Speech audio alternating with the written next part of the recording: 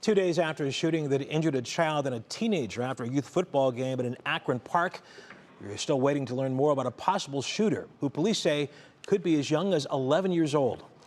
Our Isabel Lawrence sat down with a city official to learn more about the issue of youth violence and how it's being addressed. It's definitely, a tough time for our community right now. Akron is still reeling after a Sunday afternoon spent at Lane Field turned into a parent's worst nightmare. Where is the shooter? Do you know where the shooter is? No, they don't. This was a football game for the kids, and everybody's just running everywhere. A 7- and 19-year-old shot. The suspected shooter possibly as young as 11. Young adults don't just wake up and become shooters and killers.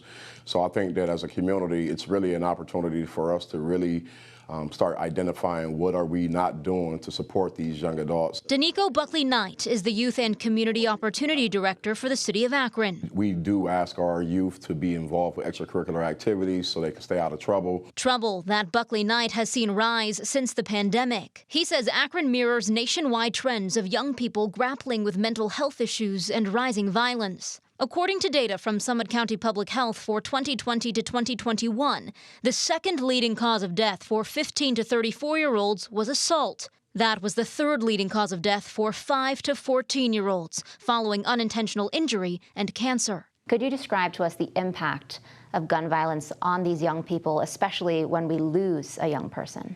Yeah, so it's definitely a traumatic event when our youth are constantly dealing with shootings that are occurring in our community. He's seen it firsthand. He was at Lane Field with his son just minutes before the Sunday shooting. And as a coach at East High School, he lost a football player to gun violence last week, hoping the work his office is doing can make a difference. Buckley-Knight says the city has a strategic plan around violence intervention and prevention implemented in May, which focuses on mentorship, community police relations, workforce development, and other approaches.